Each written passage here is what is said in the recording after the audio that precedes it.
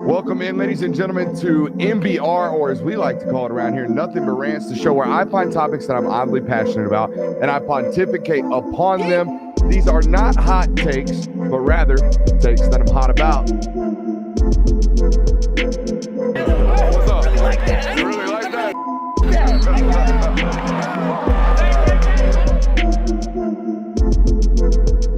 Let's shut up and grind some tape.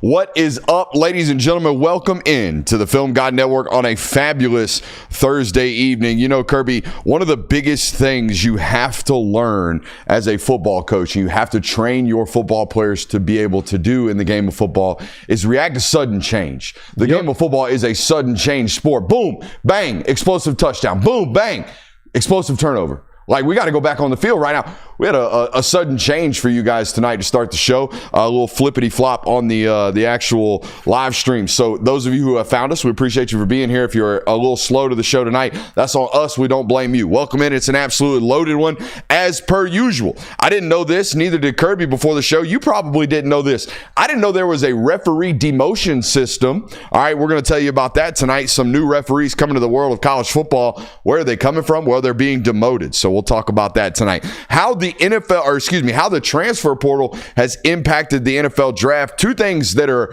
very topical right about now, right? Obviously, the spring portal window about to open up within 6 days, and the NFL draft at the end of this month, I believe, is April 28th, I think is when that is. 24th is when it begins. 24th out there in Green Bay. So a very topical discussion tonight on the show. College football in an absolute disaster state, according to this Division I football coach. We'll talk about that tonight. ESPN did a top wide receivers list. I felt compelled to give my own, so we'll give that tonight as well.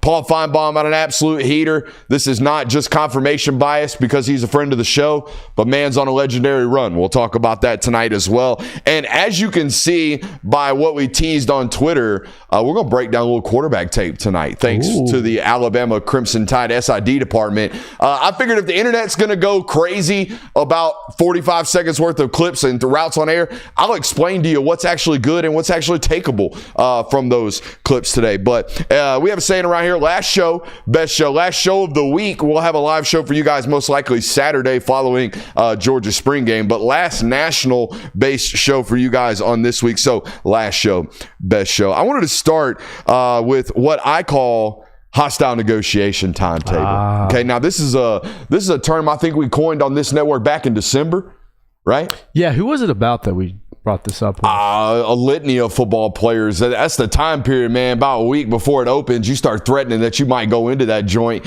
all right, and scare whoever you're on a roster with now, saying, hey, if you don't pay me, other people will. This is hostile negotiation timetable 101, okay? We start flirting with the idea of going a week before it opens, and if they call our bluff then we're going, and we're going to start fielding actual offers in a full free agency market. But, man, we had our first entrance into hostile negotiation tactics today. It's currently April 10th. That means the portal opens in 6 days. On April 16th, it will close April 25th, which means right now we have agents and players beginning to really, really, really wield as much leverage as they humanly possibly can. So today we have the headline out of Knoxville, Tennessee, per Pete Nakos, that just 2 days before their spring game, Nico's agent is apparently actively negotiating his contract, was the verbiage today.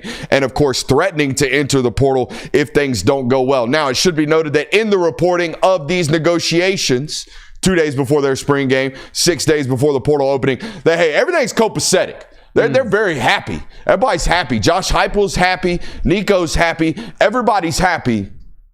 But we're negotiating a new contract, okay? But everyone's happy, all right? But we're definitely out here trying to, what I would imagine, get more money. That's what it sounds like to me. As far as I'm concerned, this is no different than an NFL holdout, all right? We've become very accustomed to the NFL franchise player holding out because he is not happy with his contract, okay? And here's how this works. NFL player not happy with his current contract, thinks he's overplayed his value, holds out of practice. I'm not playing this year. Y'all better give me my money now. That's how it works on the NFL level. Well, this is how it's working on the college level right now.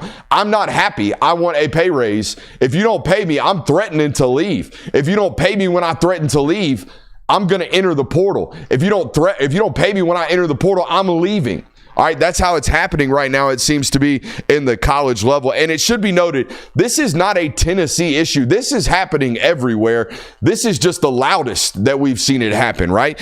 This is happening at this time period all over the place. In fact, I've got it on good authority that this version of, hey, I need a pay raise or I'm out, I was led to believe today that this has happened with Nico back in December. It just didn't get this loud. It's really, really loud right now with the reporting that came out today. I, Kirby, personally hate this for the fans and the boosters that were asked to fit the bill for a superstar quarterback, and then they watch the superstar quarterback in year one. And let's be honest, fans aren't grinders of the tape. Fans aren't out here shutting up and grinding the tape. Fans are looking at a quarterback who they already paid $2.5 million, start 13 games last year, 14 games last year, however many it was, and 8 of those football games be held for less than 200 yards passing.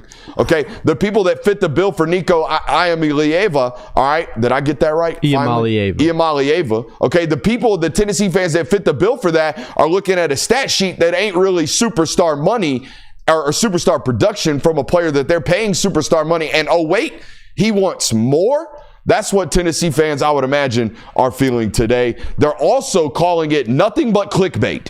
They're calling this nothing but clickbait. But here's the deal. Even if it is, even if Pete Nakos is out here just doing the bidding of Nico's agent clearly wants more money. So even if it is clickbait, your quarterback wants more money 2 days before your spring game per his agent. Now, it's where we're at in the world of college football now. I guess agents are wielding all of the leverage. I know agents are wielding all of the leverage in the world, but how would you feel about this, Kirby, knowing that look, man, this is already one of the highest paid players in the sport of college football already, didn't perform at the rate of the highest paid player in college football already last year, and now he wants more money, and he's threatening to leave us. So before I get into that, I want to ask you a question to kind of get clarity on this. Because when I saw this, I initially read it as, okay, Tennessee and Nico are trying to do something to free up space to allocate to the roster. You thought this was, we're talking about taking a pay cut? That's what I initially thought it could have been. So here's why I know that's not true. Because the agent wouldn't be telling Pete Nakos that we're out here taking lesser money.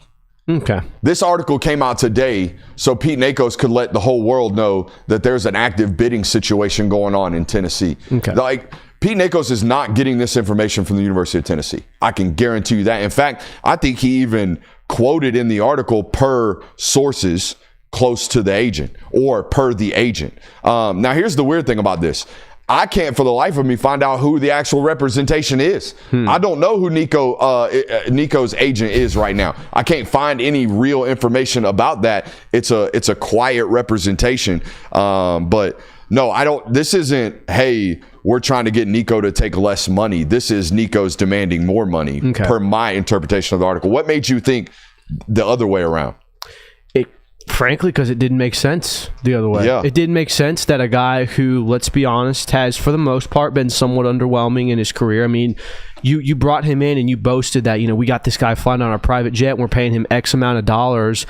He's delivered you a playoff appearance that you got killed in. Other than that, it hasn't really been, what Tennessee fans have hyped the Nico experience up to be. So to see that and think, oh, he's going to ask for more money and he's going to come in with all these demands and, threaten, hold the transfer portal over Tennessee's head.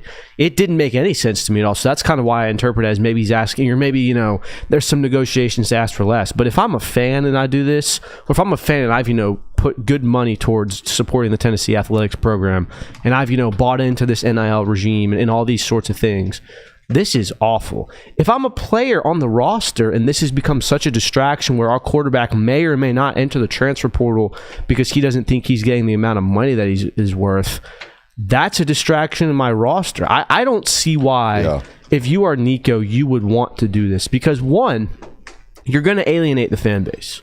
You have just all of a sudden become a person who shows that... I mean, it's raining. It is raining. It is raining. I hope we don't lose power. I hope so too. Go ahead. Sorry. But you're going to alienate the fan base doing this. You have now basically, and I know the days of, you fall in love with the school, you go there, you play for as long as you can are over. That's done.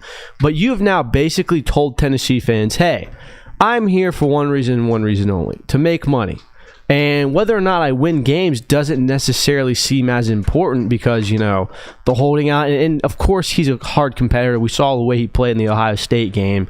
But when you do antics like this and when things like this get the publicity, it basically says that you're chasing money. And God forbid if you enter the transfer portal. Like, even if he does enter the transfer portal, I don't think Tennessee fans would be very welcome to him coming back. Now, obviously, if you want him to come back because he's the only option you have. But the reporting is so soft-handed. It's almost as if Nico's agent didn't want to piss Tennessee off too much.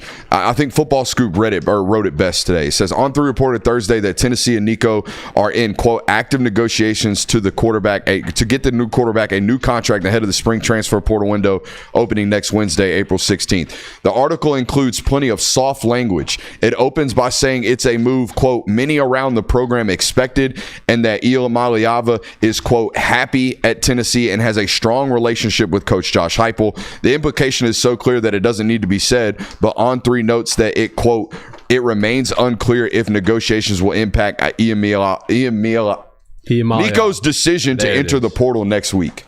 I don't think this story comes out if Nico's taking a pay cut. No, but I mean, do you want it to maybe to get that good publicity? The agent will never allow that. Not in a time period where players are getting paid. Everyone's getting pay raises. We cannot set precedents that the guy we got $8 million 24 months ago is now taking a pay cut after starting his first year in college. We can't be doing that. You're not wrong there. I was taking it maybe as like the Tom Brady approach of, I'm one of the top quarterbacks in the league, but I'm going to be paid, X amount to show that I'm a team guy and I want this money to be allocated. I didn't necessarily, I guess that's If it were that way, it would be reported that way. Mm-hmm. This whole, we're not trying to step on anybody's toes, but we want more money is the way this was reported today, in my opinion. Why do you think they're doing this? Like, let's be honest. Nico hasn't necessarily done anything that would warrant, back the Brinks truck up for this guy. You would have to assume, Kirby, and I think I know what you're doing here because you're really smart at your job. You have to assume someone's tampering with him. You would have to assume that he's telling Tennessee, I need more money because other schools are offering me more money. Now, what's a school out there right now that don't really have a superstar quarterback that's clearly got money available because they're on a streak on the recruiting trail right about now? The USC Trojans. The USC Trojans are out here racking up 10 commits in the last month. 10 commits in the last 31 days has USC ran off. They're set to start another year with Jaden Mayava and a 5-star freshman in Hassan Longstreet that's probably not quite ready to play football. Everybody I've heard says the culprit of tamperinisms right about now in this recruitment is the USC Trojans. And I mean, it makes sense. Lincoln Riley is quote unquote the quarterback whisperer. I think we can agree that the talent in that room might not necessarily be what it was in the heyday of Lincoln Riley. Nico is certainly a guy that fits that description, so it makes sense that they are being the ones quote unquote allegedly tampering. But again, I don't know why you would even flirt with this if you're Nico. When let's be honest, the mood around Nico Iamaleava right now within the Tennessee fan base is not super strong. They weren't super pleased with how the season went. How many times did we hear from Vol Nation or Vol Fan 832? This is what we paid $8 million for. This is the guy who's going to save Tennessee football. We both know that he didn't play bad last year, but it's not like he played anything that would warrant this amount of money to be his salary to be raised, especially with the fact that he is one of the highest paid quarterbacks in college football right now. You would have to assume. I keep going back to the fact that, like, from a PR standpoint, there is nobody in the world that's going to be out here telling you that Nico deserves a raise based off what they saw last year. Because like I said, you'd have to really, really go look at it and be like, oh, well, they can't throw the ball down the field because they don't have a left tackle in the first 4 games that can actually protect long enough for them to wide choice this way down the field. Towards the middle of the year, okay, Dante Thornton's playing with a cast on his hand, not really available. Squirrel White playing with one arm, not really available. Like, you'd have to really, really go look. But when you see this headline, and this is nobody's fault, and this isn't Nico's fault, this is the reality of the situation. So when you're an agent that plants this story with On3, or when you're an agent that gives this story out, you have to understand that the narrative around your client right now is not worthy of a raise. No. It's worthy of, we might need to be talking about a pay cut, so much so that when the article gets released, some portion of the audience thinks that's what we're talking about. We're talking about what most likely is the agent wanting more money. I'm with you. There's no way. Tennessee fans are either thinking this is clickbait, or they feel some type of way about their quarterback who's maybe getting into the area of greedy, would be the word thrown around. Yeah, I mean, let's do a hypothetical of, and actually, no, we didn't need to do that. Like, this situation makes sense on its own. But yeah, I think Nico's PR took a massive hit today.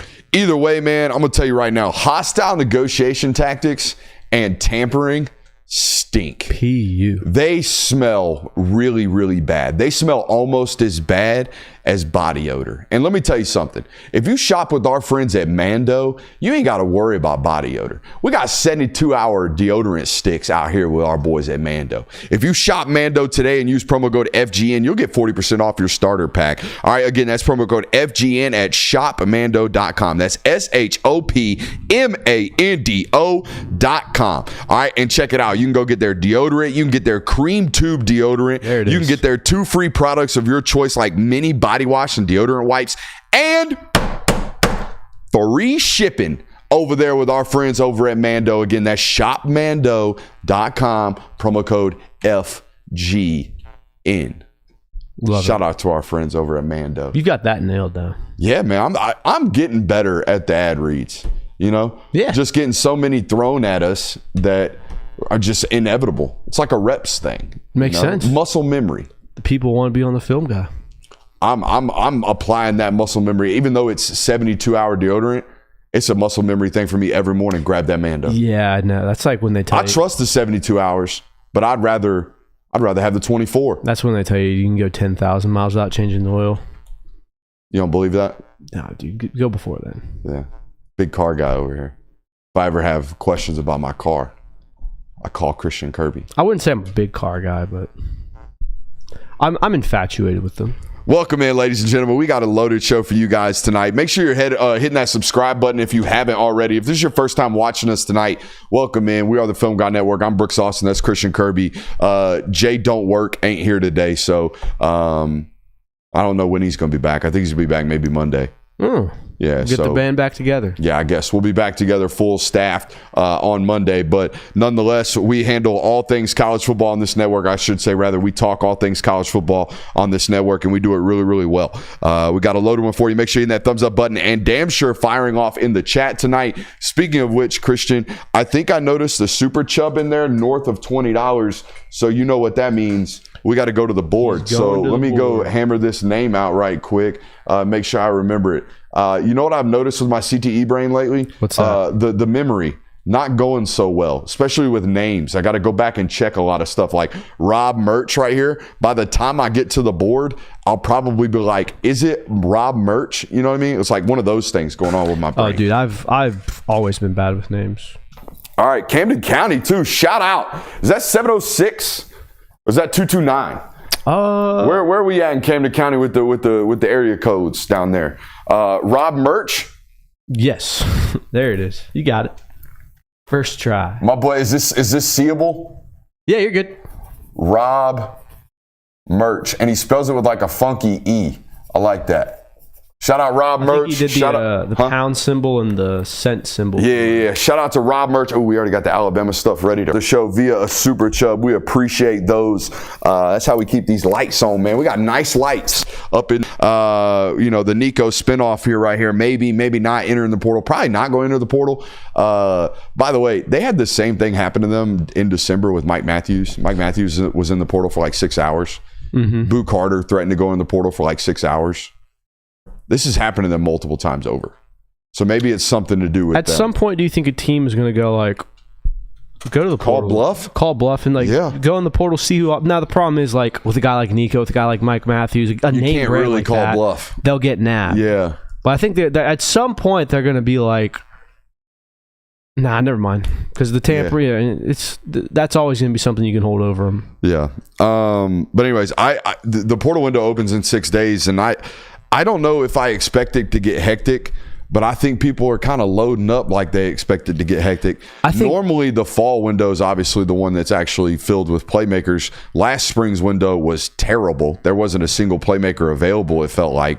And then this spring window, I think we might see a couple of highly touted football players trying to maybe get another bag before they go into the pros. I think the new chaos is stuff like this, where it's like the starting quarterback of a Power 14 that, for all extensive purposes, should be competing for a national title might enter the portal, or a star wide receiver might go elsewhere. Something like that. I think that's going to be your chaos. Now, whether or not they actually do come to fruition, to be determined, but I think that's going to be your new chaos where, we've got a lot of negotiations going on. I think we're getting into a really, really rare and peculiar time period of roster acquisition. And you and I were talking about this before the show, where we've got an agency pool. All right. We've got a bunch of slimy ass agents. All right. And I hope one of y'all listen to this so y'all can call me and be like, I promise you I'm a good person. Here's how I handle my business. Cause I ain't met a single one of you that don't look like you use too much hair gel, and that's coming from a dude who uses too much hair gel. But anyways, we have a combination of a bunch of slimy agents that are hearing, wait a minute, Deloitte might be coming around soon. Wait a minute. We got a potential salary cap coming down the pike soon. Wait a minute. We got actual regulation on these deals. Wait a minute. We're going to have to actually sign real contracts soon. So you have these people that have been able to hang out in the Wild Wild West for a long time and rob banks with nobody coming to get them. And now all of a sudden you're going to tell me somebody's coming to get the bank robbers. Guess what I'm going to do 6 months before the rules show up? I'm going to rob as many damn banks as I possibly can. So I think we might have a spring portal window that says, hey, guys, House vs. NCAA looking pretty close to getting settled. Hey, by the way, the portal opens in 6 days. This might be your last time to rob a bank. I think we're going to have some people putting a ski mask on. That's all I'm saying. No, you're absolutely right. And that's the thing that scares me, because we're operating on the assumption that this will all be done this time next year, or have some sort of policies that will be enacted. Who's to say that we get the hearing out on, and this goes back to the dead horse that no one wants to talk to, but I wouldn't be shocked if we go into the 2026 offseason with still not some set of rules and regulations that are going to take place, and we get this all over again where it's, hey, get all you can right now because we don't know how long you're going to be doing it. So, 2 seasons of this is going to be a shit show. And I think there's 2 kind of theories right here going on in player acquisition strategies, and B. Schaefer in the chat's already kind of hit on it. I think there's one theory where it's like, if schools are smart, they'll just hang out tight and play it cool and wait it out and see what happens. All right, especially with this 2026 class that seems to be an influx. Are we still under NIL rules? Are y'all actually going to make rules by the midway through the signing period of this? Are we going to get rules in August? How's this going to work? Or do you look at this like some schools are? I think some schools are looking at this as, hey, let's keep everything intact with our NIL stuff. Matter of fact, let's ramp it up. I know boosters are tired of us, but hey, keep calling them. All right, promise them more things. Let them just come up to spring practice. Let them do whatever the hell they want. Matter of fact, let them sit in on recruiting meetings, all right, and decide how we decide who we want to get. But do whatever we can to keep the NIL budget up and ramp that thing up. And by the way, we got this rev share model that comes in. So if this stuff gets approved, we got another $21 million waiting on us in the bank that we can go give these players. I think some people are looking at this as, we might have $35 million available to us this year. We might have $36 million made available to us this year. Not to mention, if it all passes, you might have to get down to 105, which everyone's seemingly planning on getting down to 105 by the end of August. But that's all them assuming that House vs. NCAA is going to get settled. They're begrudgingly doing that, but me and friend of the show, Dusty Dorvacek, were on the phone yesterday, pulling this yarn apart for 45 minutes. Is there going to be a cap? I don't know. Hey, what do you think Deloitte's going to be able to do? Not jack shit. I don't think so either. I think they're going to get thrown into court systems all over and over again. Dusty. The last thing I want is more lawsuits. Well, we finna get more of those. Like every time you do it. And that's why I'm with you. I don't think House versus NCAA gets settled anytime soon. The judge sitting there doing the same thing. If you've been paying attention to Ross Dellinger's live tweets of this, the judge does the same thing you and I do every single time we get into one of these discussions. Well, how do you do this? Well, how do you handle a salary cap? How are you actually going to enforce? Can you tell somebody what they're actually worth? How do you get down to the 105? Can you still do walk-ons? Every time. Mm-hmm. And like we said before, the federal government doesn't have any of their money tied up in this. It didn't matter how quickly we expanded from 4 to 12 teams in the playoff because there was no money in that. Like the federal government doesn't care. They can let this drag out as long as they want because they're not going to lose any money off of it, or they're not getting pressure.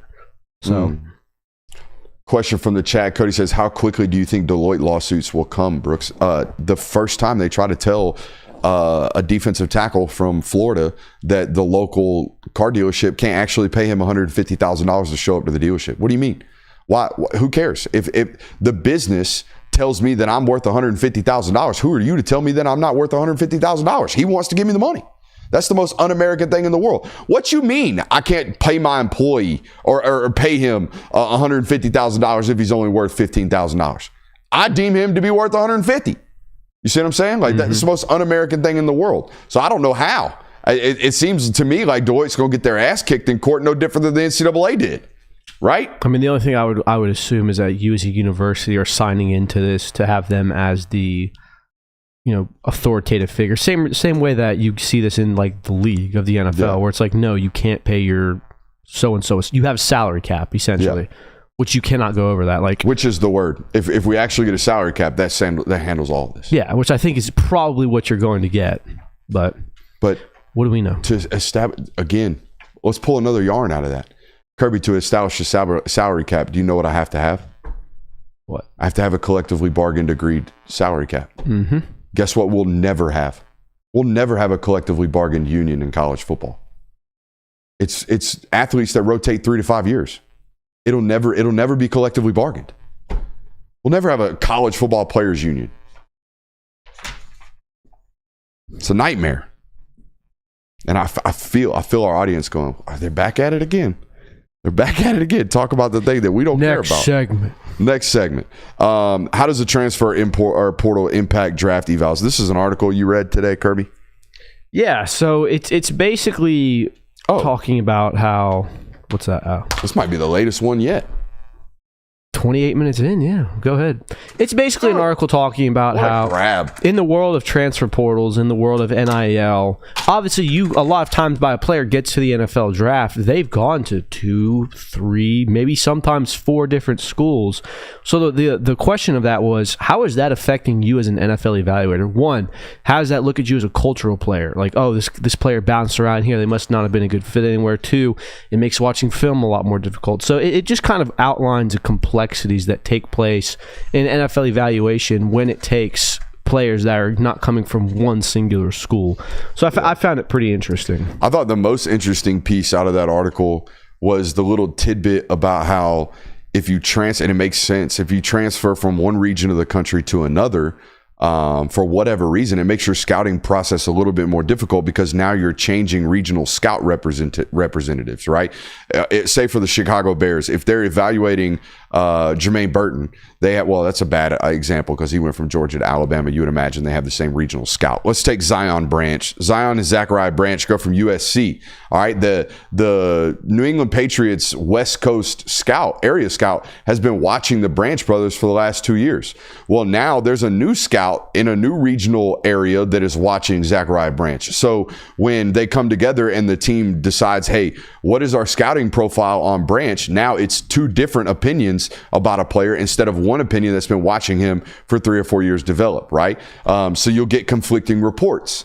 basically on different players. It also benefits these guys to an extent. I saw one GM, I think it was maybe Terry Fontenot from the Falcons, that how it almost benefits because you go from one system where the coach might be one of these coaches that I run into all the time where everybody's the greatest player, or you might go to a coach that tells you nothing about players, or you go to a coach that is the 100% truthful, honest opinion, right? Where the scout says, hey, what do you think about this guy? He gives you the full pros and cons. When you ask some coaches, hey, what do you think of this guy? He's just going to tell you, he's the best. You should draft him. Meanwhile, he skipped 20% of the workouts during the time he was there at the university. So it's a give and take. I think what I took away from the article, Kirby, and what I've kind of taken away from all of this is that it's very situational. It's very independent of the individual, and it certainly complicates the scouting process much more. And I even see this on the high school level when we're evaluating prospects, right? So many kids nowadays are playing for two or three different high schools, right? Well, you've got to now, as an evaluator, you got to go find out, hey, is that the kid jumping schools because he's just a school jumper? Or is that the kid jumping schools because mom's got a new job or dad's got a new job or the coach at the previous high school left or whatever the situation may be? You've got to go do your job now, and it makes your scouting process much more difficult and elongated, I guess would be the word. Yeah, speaking of elongated, and this might also be a factor of just, COVID years and all that, but it also talks about in the article how there's a lot more rookies that are 23, 24, 25 years old. It's not a transfer. That's not a transfer portal. That's a COVID year, and that's it. It's a COVID year thing. But it talks about how you have to account now 5 or 6 years of college film and college, recruiting, things like that, or college scouting, as opposed to, okay, they were here for 3 years, they were here for 4 years. It just makes everything more complicated. I think it's pretty simple to me, man. Like if I see a kid transfer from Kent State to Kentucky and then leave Kentucky to go to Ohio State, that's an ascending player. If I see a football player go from Alabama to Kentucky to Western Kentucky, that's a descending football player, right? If I see a football player like Bear Alexander go from Georgia to USC to Oregon, I'm immediately going to know this dude's uber talented. But man, am I going to have to ask a bunch of questions, right? Same thing with a player like Jermaine Burton. Jermaine Burton goes from SEC school to SEC school and pretty much plays and plays well at both spots. I got to go figure out, hey, what's up with this guy, right? I don't know how I would feel about a football player like Dane Key, right? Dane Key produces for 3 years at Kentucky. If I were an NFL prospect, or if I were an NFL draft guy, Dane Key would have a 3rd round grade for me right now, 3rd to 4th round grade. He transfers from Kentucky and goes to Nebraska for, I would assume, maybe like $900,000. Yeah, I mean, maybe $1 million. All right, probably got a lot of money to go from Kentucky to Nebraska instead of taking that 3rd round grade. If he has the same exact production at Nebraska for this year, if he's an 800-yard receiver, he's a 3rd round grade for me. I'm not going to change my grade on him because he transferred and took a bag to do so. So I think it's very conditional upon each individual athlete. Why did you move? What is going on here? Yeah, I mean, I think one of the statistics, I don't remember what year it was from, but like 60% of the quarterbacks taken in the 1st round were transfer quarterbacks at 1 year. I don't remember what year I throw the quarterback position completely out. That is a one position, one guy plays at that position thing. And we even saw like the Baker Mayfield story happen way before the portal was even a thing. Yeah. He set his time.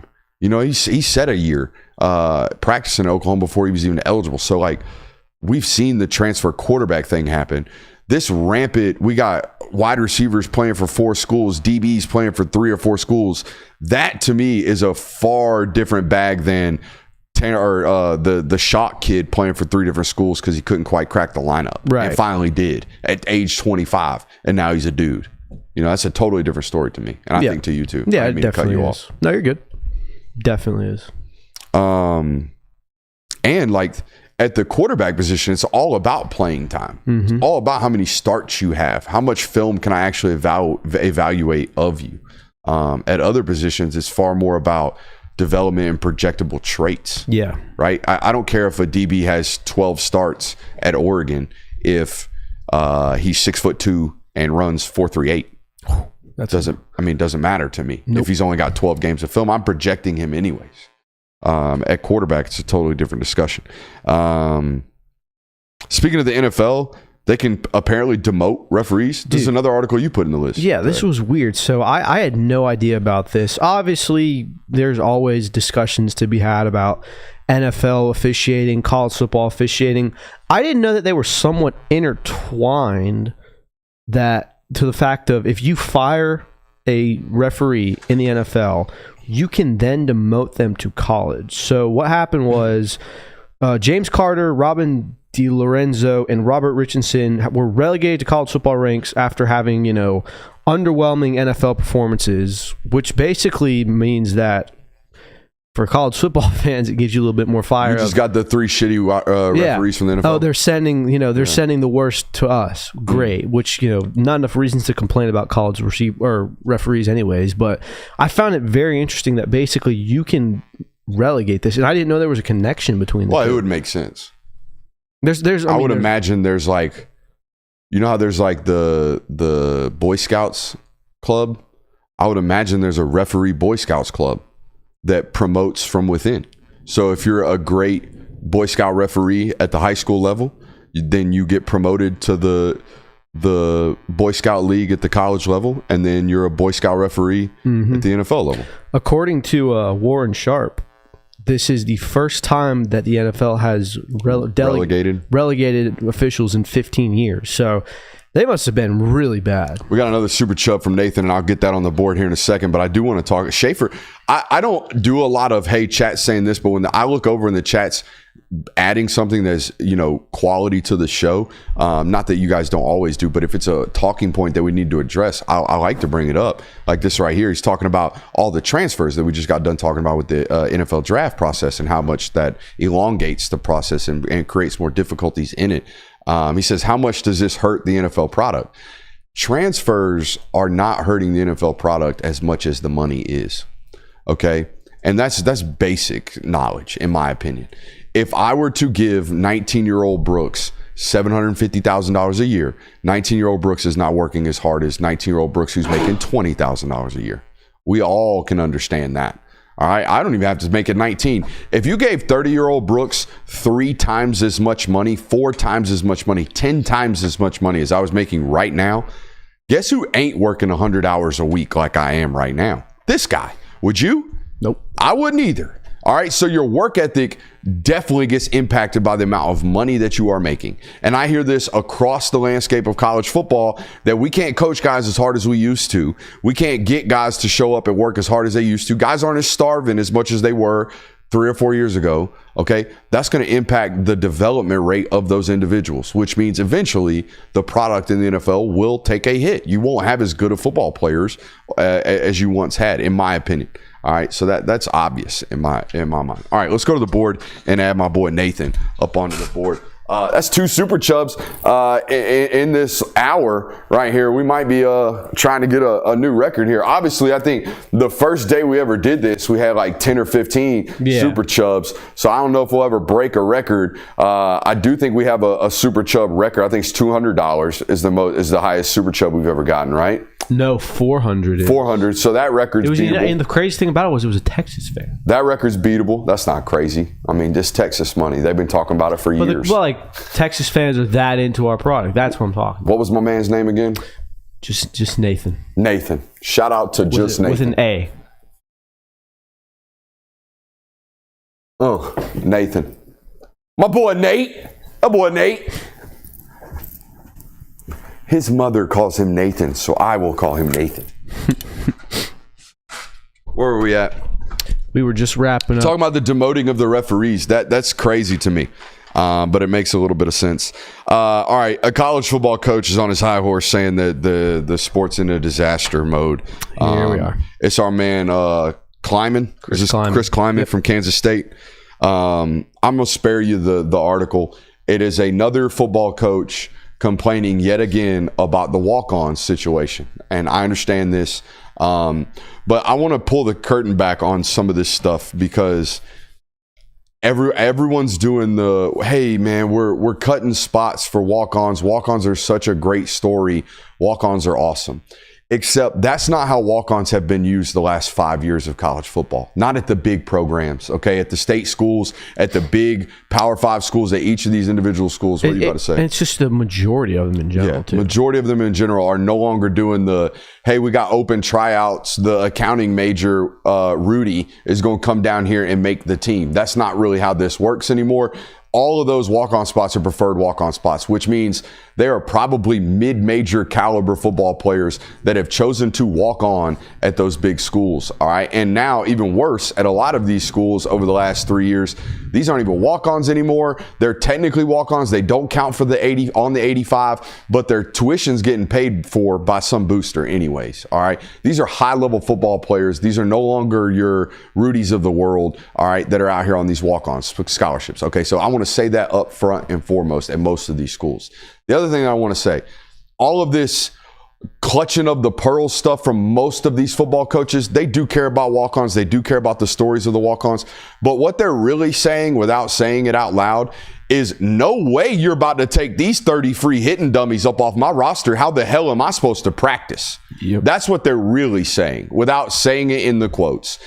Most of these college football programs you go out to nowadays, they got 140 bodies out on the practice field, all right? And 95 of them at the big schools, they're former 4-stars. I've run the numbers. We brought them here on this network. Every SEC school is a dozen players over the 85 scholarship limit right now. They all are, all right? They all got 90, 95 to 105 good 4-stars still on their roster that have not left, okay? And they're not all COVID seniors with 3 years of eligibility. They're all over the limit, all right? So that's what I'm telling you. That if you told college football coaches tomorrow, no more walk-ons, the first thing they think is, how am I going to practice? Now, they come to the microphone with, woe is me, this is a terrible story. But the reality is, I can't practice if I don't have my free hitting dummies out here. That's the first and foremost thing I want to lay out. The other thing is, we have got to do something in the world of college football to let the mid-majors and the lesser thans actually have something other than your leftovers, all right? You guys, look, I'm going to keep it regional here. I think the Jeremy Bell story is awesome. But you know what would be better for the world of college football? If Jeremy Bell dominated at Georgia Southern for 2 years instead of sitting on the bench at Georgia as a walk-on. It would be a whole hell of a lot better for the development and the overall product of college football for a walk-on, a PWO at Kansas State, like my man Kleiman is complaining about right here. It would be way better for the nature of college football for that guy to go take a scholarship at Colorado State Pueblo and play Division II football for 2 years, and ball out, and then go get paid and get a scholarship at a bigger school. We have so many different rules, regulations, financial advantages given to these Power 5 football schools that we have completely alienated most of the mid-major football in the world. All right. So I think there has to be something that creates the opportunity for East Carolina to actually be able to recruit like East Carolina should. For Wofford to be able to recruit like Wofford actually should. Because the kid in North Carolina that's got good enough grades to walk on at UNC, he would be a hellified dude at Wofford. You see what I'm saying? I think we have to get back to doing something to create a level playing field on the recruiting standpoint for these mid-major schools. That's my only point. I mean, it's a great point to have, too. And there is definitely a romanticization of the walk-on story. But let's be honest. How many, from roster to roster, team to team, how many rosters or how many walk-ons do you say is on a team at one point in time?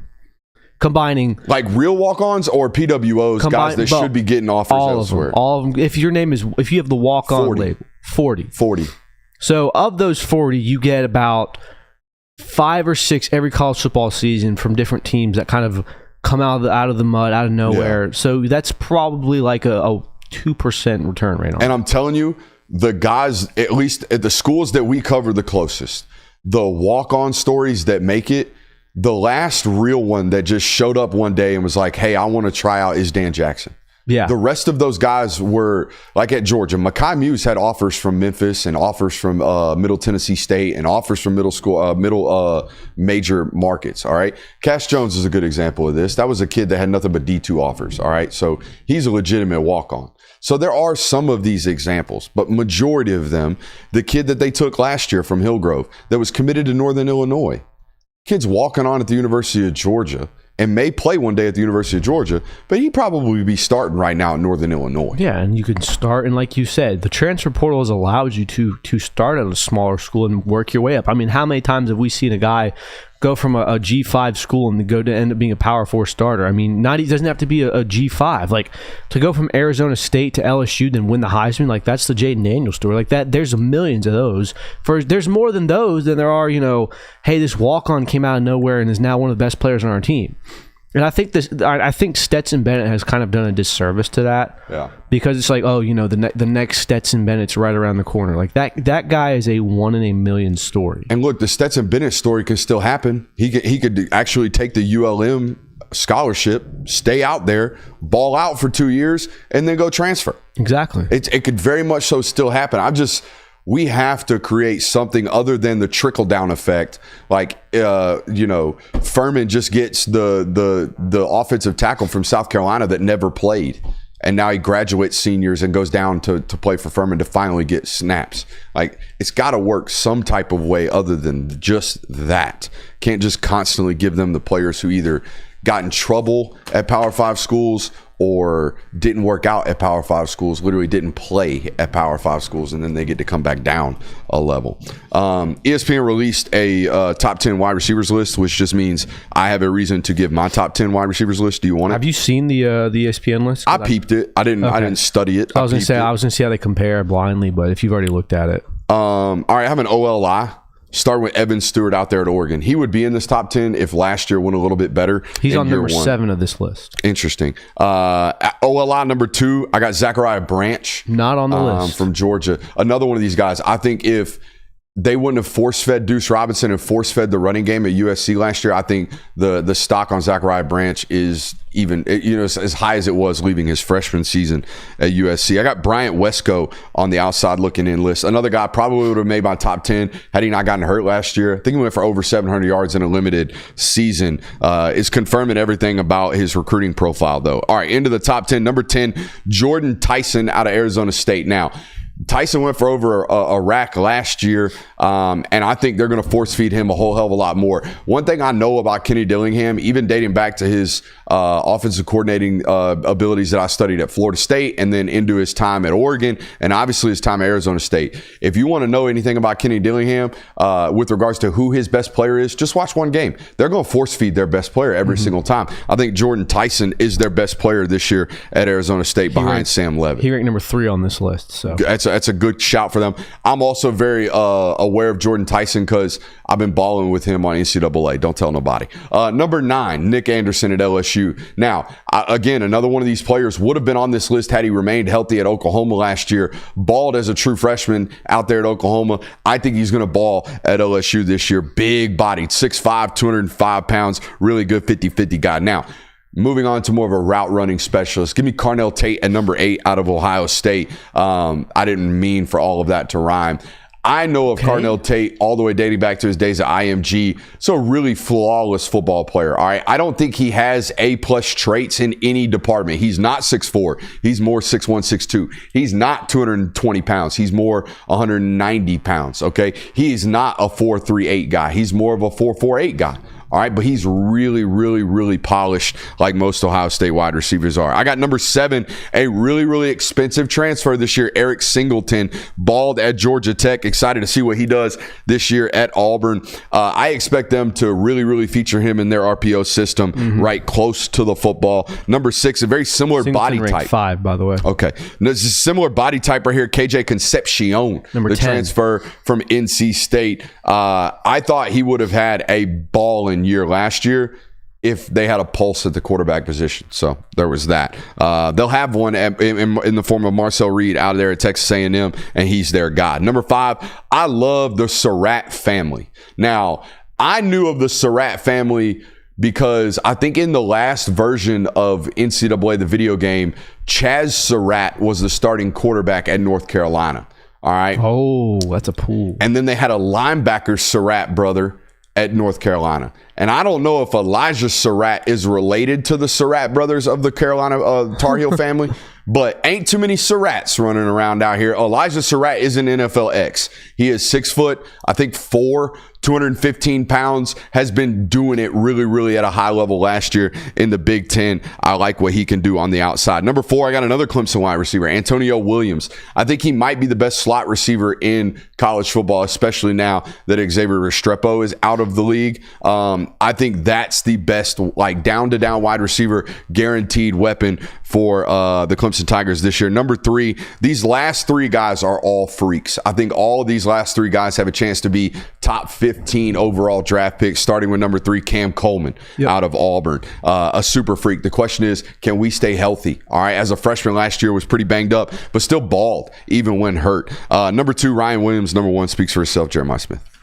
You had pretty much an identical list. They did not have Cam Coleman, but they did have Brian Wesco Jr. Yeah, the Wesco kid I talked about from Clemson. I like him as well. Yeah, so I mean, pretty identical. And honestly, like, after that, there's not a lot of like, oh, they're really, really good in my opinion. So pretty accurate list, I'd say. Yep.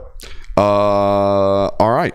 Hey, man, wide receivers, an expensive position in college football, Christian Kirby. Indeed they are. And seemingly not a lot of reasonably priced purchases at the wide receiver position. Not a lot of bang for your buck, it seems sometimes. You know where you can get bang for your buck? Where can I do that? With our friends over at Bird Dogs. All right, if you head over to birddogs.com today, that's BIRDDOGS, and use promo code FGN, you get one of these beautiful free hats that we have on display here in the stew. All right, use promo code FGN. Again, that's birddogs.com, and head over there, get you some of those slacks and khakis that our friends over at Bird Dogs have that you've seen us model here on the network. Support those who are supporting us. Kirby, Paul Feinbaum's on a heater, but I think I'd rather go to the board right quick and pay attention to this Bama tape. Now, here's the deal. Okay. I don't know what it is. I know what it is. It's the quarterback position in general. Something about the quarterback position, all right, makes everyone lose their ever-loving mind just seeing routes on air. All it takes is one ball go through the air, look pretty from a highly ranked kid, and then boom, all of a sudden, that guy has to start for us, right? That's the vibe from most college football fan bases that we follow around here on the network. The only problem is most of you don't know what the hell you're looking at, to be honest with you. You have no idea what is a good ball, what is a bad ball, what are we actually doing out here on Routes on Air. So what I thought today is we would take one of the most recent viral clips from a fan base that people are going absolutely bonkers over, making decisions about starters and non-starters. My coach is smart, my coach is an idiot, all right? Thought we'd bring it to you and actually give you a realistic explanation of what they're doing. So I have looked at this and I'm going to give you a rundown. This very first drill that we got going for you Alabama fans, Peasy, I know you're in the chat right now. All right. The very first drill we got going is a seam ball to what seems to me to be the tight ends and the big slots. All right. So what we are trying to do with this ball is make them catch it most likely over the outside shoulder and try not to slow them down. This is what some teams call pat and go. We're going to pat the football and the wide receiver is going to go. We're going to pat and go right here. So this is Ty Simpson up first. Let's take a look at this first ball. Now remember, we don't want to slow this guy down. We want this guy to continue to run. That's a good ball right there. All right, we slowed him down a little bit, but we got that outward shoulder fade. All right, that action running away from an underneath defender. What you looking at? It looked like he almost had to lean back to catch the ball. It was that underthrown. A little bit underthrown, no doubt, but we don't see how fast the guy's actually running right here. That ball is certainly underthrown. All right, that's drastically underthrown. I think that's from Keelan Russell right there. Here we go, Ty Simpson again. Another rep of him. Tight ball right there. Boom. All right, tight end decided I'm going to go up for this ball instead of catching it over the shoulder. Maybe a slightly underthrown ball there. I think that's Austin Mack. Another underthrown ball right there. All right, here we go, Keelan Russell. Another look at him throwing this same exact route. The ball's tight, and that's what we want. That's beautiful. All right, that's a good ball from Keelan Russell right there. All right, but this is a simple pat and go. Nice little shot of Coach DeBoer right there. Shout out to the Alabama SID department staff. This is Austin Mack right here. Same thing. Now we're throwing rail shots on the backside. This is probably a stopper ball. I would imagine. Kirby, looks like a hole shot to me. Yeah. We're trying to throw it over the corner over here and underneath the safety right here. The number one place we cannot have this ball is up like this. Reason being, we don't want a rib shot. All right, we don't want to kill our tight end or our wide receiver running down the field. So we probably should see this ball turn this wide receiver around. All right. This is Austin Mack again. You can tell he's a big kid, man. All right. I just don't know, like, if you're watching this as an Alabama fan and you're making tremendous decisions based off of or having massive reactions, I think you're doing fandom the wrong way, to be honest with you. All right, so we got a little pivot route right here from a slot wide receiver. I'm about calling him a white receiver, slot wide receiver. That was a good ball. Yeah, it was. I think that was Isaiah Horton, the transfer from Miami that was running that route right there. They like him a lot. He's had a big spring. That's a good ball as well. All right, I don't know who number 3 is. My apologies, Alabama fans. I think that was Keelan Russell again. That's a great ball from him. All right, so there you go.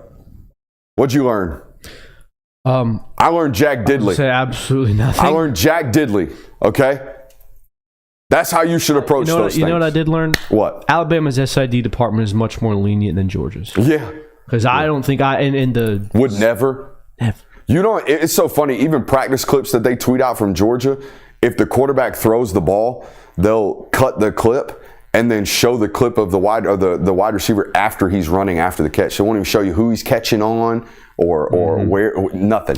Now do you think Kirby watches those?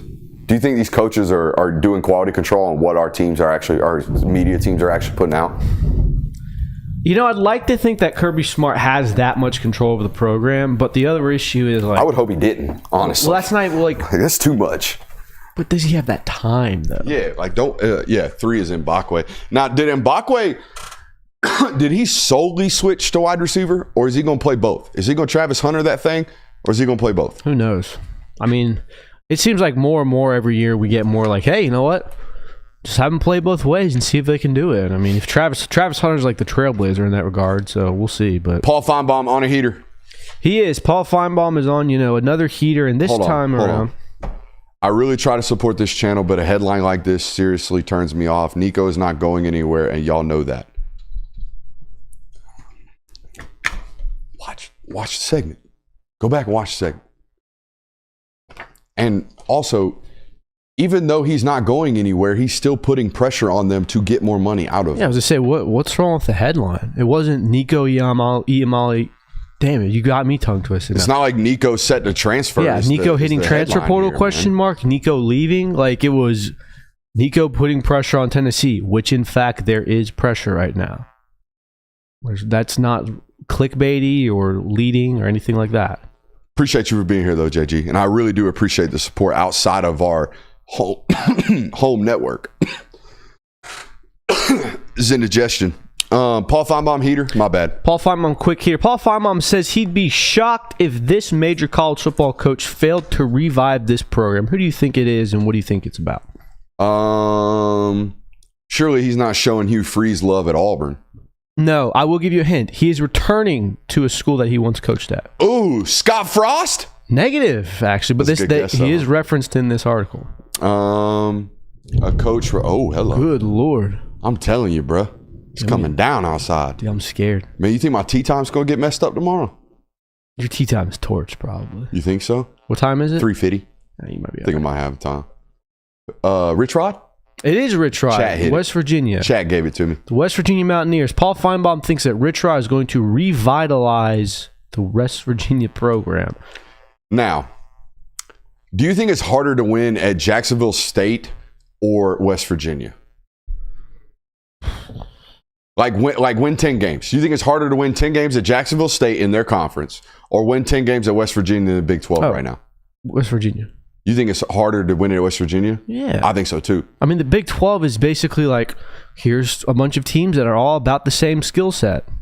Good luck, see who wins. I mean, freaking Arizona won the whole thing last year. About the Arizona State. About the same skill set and about the same resources. Yeah. I don't think that's the case with Jacksonville State in their current region. No. Are they still in the Ohio Valley? They are.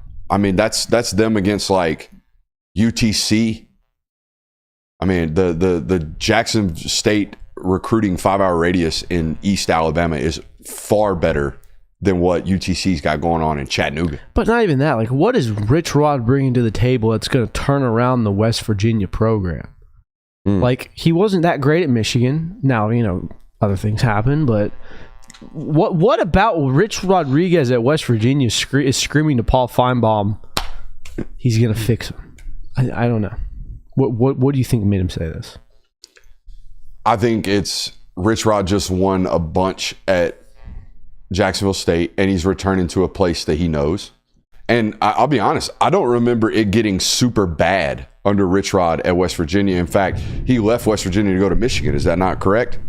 And then it just didn't work out at Michigan. But it was successful until the end at West Virginia, I believe. I don't think he had it went bad towards the end.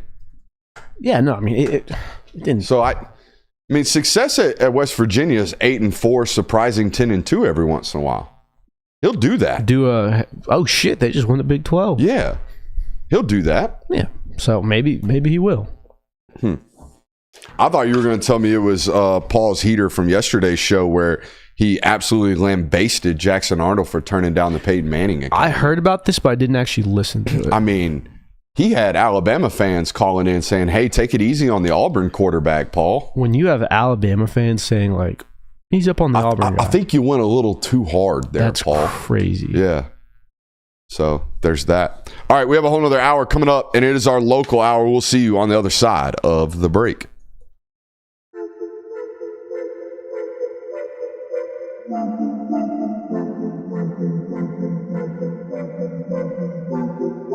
Welcome into Talk the Dog, the show where we find a bone to pick and a take to give. These are not hot takes. These is dog takes. Can I talk that dog? What's up? Really like that. You really like that?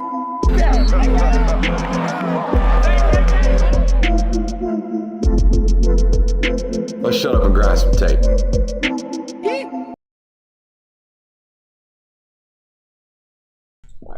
Did you hit it? It's back. Are we? Did we go black screen? Yeah, we just went. We were just went black screen for a second. Just a few black screens for a second. Yeah, I mean, when Jonathan's outside of the studio, mid-show breaks for potty breaks don't necessarily go well. Well, the issue was that we had the conundrum before the show with the countdown. Oh God! And usually that's when I use my bathroom break. But I mean, I've been crushing Liquid Death. Not an ad, but yeah, I don't understand the Liquid Death obsession from you. I just like drinking out of the can, honestly. Do you think you're Machine Gun Kelly or something? No, I just like drinking out of the can.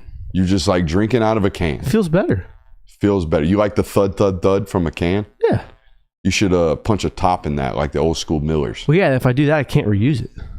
Sure, you can. Oh, like punching a top in? Like, okay, I thought you meant like shotgun. That way it gets rid of the thud. I thought you meant shotgunning it. And I was like, no. You're not shotgunning water. You're not a loser. That'd be pretty crazy. The Liquid Death out of a can is interesting to me. Water out of a can to me is interesting. I thought so too, and then I tried. I was like, this is nice.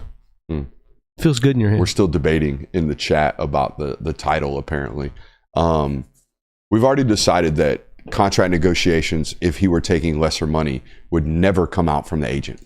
The agent would never allow that to happen for obvious reasons. But we're here on the local hour, and we're going to continue our talk about this because not that every five-star quarterback is the same, but it seems right now that all agents are operating under the same I'm trying to get my client as much money as humanly possible prerogative. So I want to continue the Nico discussion here in the local hour. Just to recap, for those of you just joining us, the Tennessee Volunteers are already paying Nico a reported roughly $2.5 million per year. And there are reports today that he is now actively negotiating, most likely to get more money out of the Tennessee Volunteers. Debate that if you want. That is my interpretation of the article. My question here in the local hour for Georgia fans is this something that you should fear when recruiting a notably expensive five-star quarterback such as Jared Curtis? I mean, the issue is this is something you're going to have to fear regardless of who the quarterback is, regardless if he came in as a 3-star and worked his way to the starting position or a 5-star. You live in a reality now where if you have one good season, you can say, all right, time for me to get more money, and you're going to get strongholded. I think the nightmare scenario of this is that you paid so much up front to get a guy like Nico, and you'd have to imagine that if you do sign another 5-star elsewhere, it's going to be a big upfront payment to where if they actually do live up to that hype, or maybe they don't even do that, but you're going to have to shell out more money in the later years. And to just talk specifically about Curtis and what we know, which the reality is we don't know a ton about this recruitment because it is being controlled so much through the agent who we're going to talk about here in a second. But we already know that Jared Curtis's price tag is really, really lofty. All right. The numbers that I've heard are anywhere from 1.75 to that 2.75 range. It's very, very up and down with regards to how much it's actually going to cost, but we know it's going to be really expensive. That's annually, by the way. We also already know that Georgia, based off all of our sourcing and everything we've told you about this, is leveraging themselves quite a bit already in the Jared Curtis recruitment. They're going further with regards to investment per our sourcing than they ever really have at this specific position.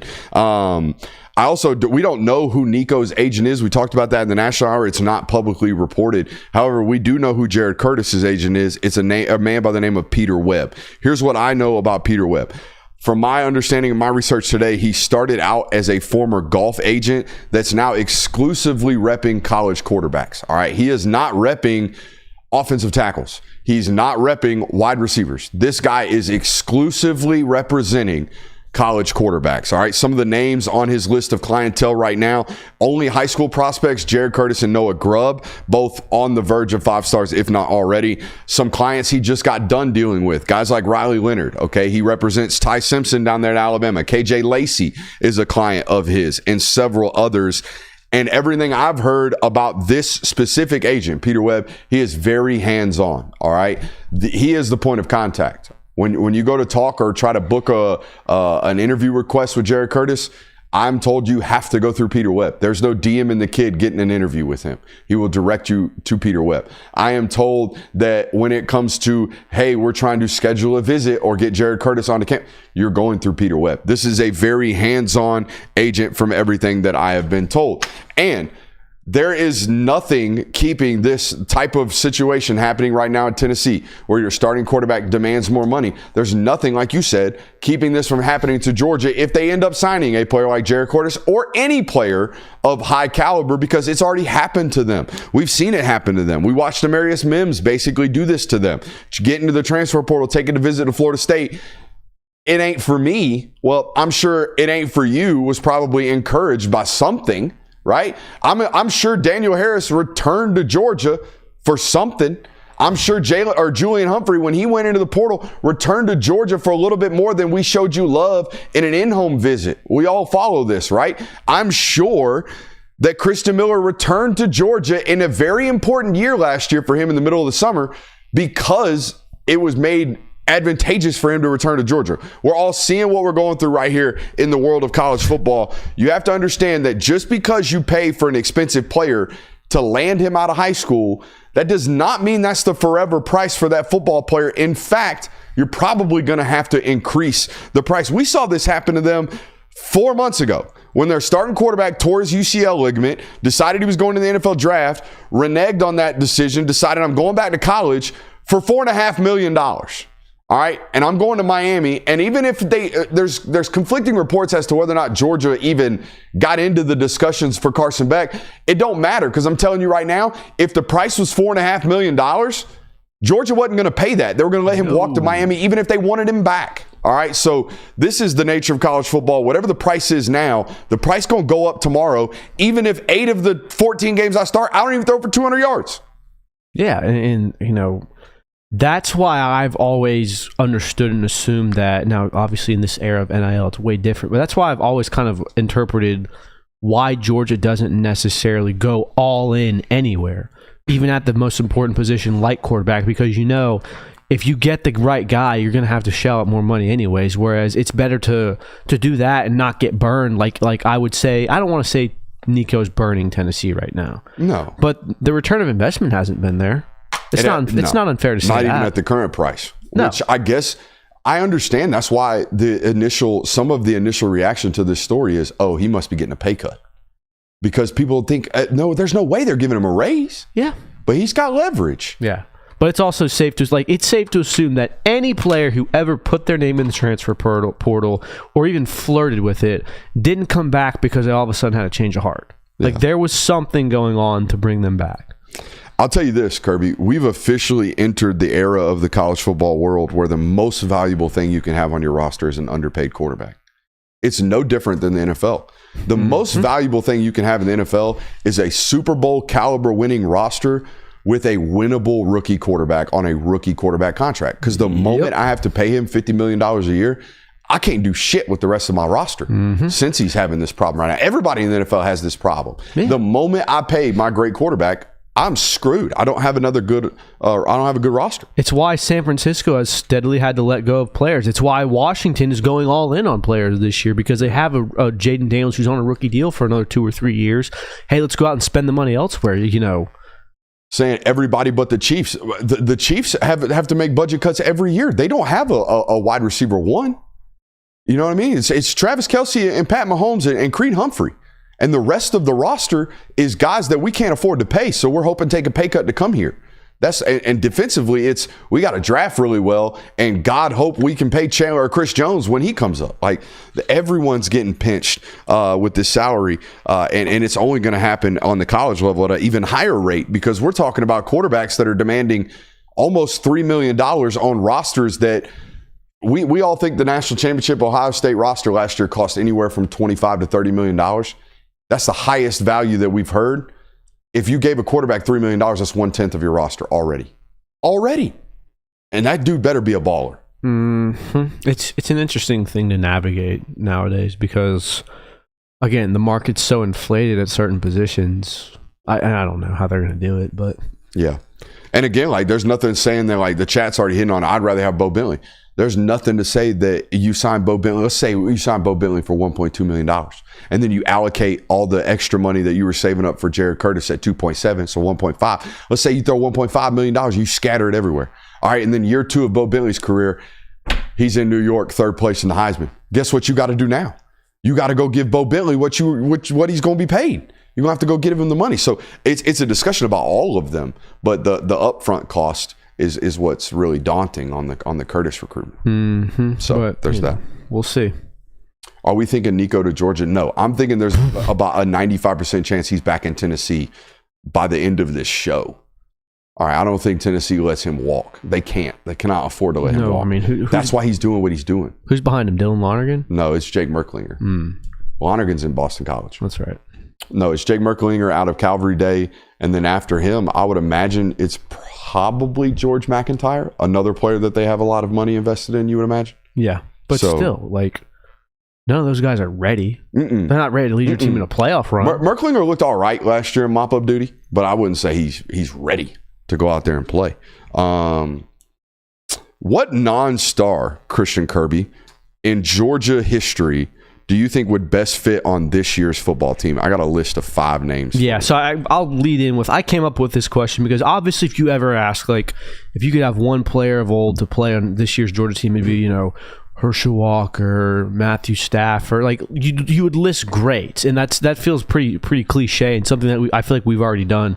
So who's a player that might have not necessarily been a star player, but was a really solid player that you think would, hey, if they were on this year's roster, we'd be in a really, really good position? So like can't be a legend. No, can't be like a Champ Bailey or a Todd Gurley. J.R. Reed would be an acceptable answer. Absolutely. To this. Georgia needs another safety. J.R. Reed would slide right in and he'd be a baller. He'd run the whole back end and Georgia would be solid. They wouldn't even have taken a transfer this offseason. No, fantastic college safety. Wasn't necessarily a star, but really, really good player. I went Malik Herring. I think that end position, someone who could shore up that position right now. We've talked about how they would take a Malik Herring out of the portal tomorrow. Exactly. And again, I mean, he's had a 8-9 year NFL career. See, I think Greg Blue's the line. Greg Blue's too good. I think Greg Blue is, Greg Blue's too good. I think Bakari Rambo, too good. Davin Bellamy's a good answer. Davin Bellamy's a great answer. How about this one? Natrez Patrick, same kind of line. Now, I want Natrez Patrick the pro. I want Natrez Patrick the outside linebacker that they grew to 6'3", 255 pounds. That's the Natrez that I want. Ooh, that's a good one. Kirby Smart. Ooh, nah, not good enough. Kirby Smart ain't playing in today's SEC. Probably not, no. Nah. What about a guy like Brian Herrien? I think even Kirby would admit that. Oh, absolutely. Kirby wouldn't recruit Kirby. Hell no. Hell no. I feel like that question's been asked. Like, would you recruit yourself if you were? No. Absolutely not. No. How about like Brian Herrien? I like that. I don't think Georgia fans like that. he kind of He had an interesting departure. Yeah, he kind of like, and then tweeted out some things about the fan base. I don't think they're. Brian Herring left with one of the highest approval ratings of any Georgia Bulldog, and then just kind of pooped on it on Twitter. Yeah. It'll happen like that. It'd be like that sometimes. How about Solomon Kinley, who I always call Solomon Kinley? How about Solomon Kinley?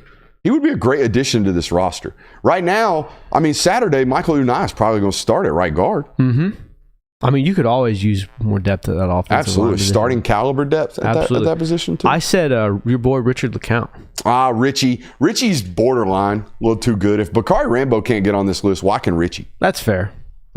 But, I know to J.R. Reed, and J.R. Reed was the Thorpe Award finalist, not Richie. So that's probably on me. How about a Kearis Jackson? Ooh. Just to show. Don't know if you need him. You don't think so? Why you need him? We got way too many mouths to feed already. I don't know. Why you need him? That's you have a great point there. I feel like, and this might just be the PTSD from last season. If you said, hey, I've got a receiver that can kind of play any position you want, doesn't excel at anything but is solid everywhere you go and is sure-handed as hell, I would take that even with this year's room. Now, they don't need another big-bodied nickel because they got one in Jonel Aguero, but I wouldn't be mad if Mark Webb were still on the roster. You know? No, he'd be great. I wouldn't be mad. Also, can I just get William Poole the cover nickel? Not the William Poole everything else, but just, hey, on third down, go cover the slot. William Poole is really, really good at that. Well, I mean, had a huge play in that natty. Yep. This is a fun segment I actually like. I do one. Notice how it kind of illuminates where we feel like they need bodies. I got another one. Who you got? Tyrion Ingram-Dawkins would be really, really clutch right now on this roster. I mean, holy shit, man. God. Yeah. That would be awesome if the guy who just ran 4.78, who never started for us, were still on the roster. Yeah. That'd be awesome. The Michael Williams light, according to Kentucky coaches. Oh, Bush Hardman. Yeah. My man Bush, who don't look like a Bush. I don't think Tyke Smith counts. It's too good. Yeah, Tyke Smith's too good. Jarvis is way too good. Jamari Sawyer's a good answer. It's a good shout. Jamari Sawyer is a good answer. Don't know if we need a swing tackle right now. I think you need a starting guard. Mm-hmm. I would even go David Andrews is a star. Or he was at least. I want to tease a nug that I'm going to release on Patreon after this. Oh. A former Georgia wide receiver likely to be joining the staff. No guesses. It's no Hines guesses. Ward. It's Hines Ward. Um, Were you around at that point when every year it seemed like? Was I around? It's still happening. Yeah, What are you talking about? I just remember hire Hines Ward. Yeah, it happens. Hines Ward would make a hell of a wide receivers coach. All the time. If Hines Ward wanted to be, or if people in that building, I don't think so. Yeah, I don't think that's the case. If Hines Ward called tomorrow, I don't know if he's getting the job. that's what I say. Yeah. If it were gonna happen, it would have happened by now. Yeah. So it would have happened when Hankton left. Mm-hmm. Probably. So yeah.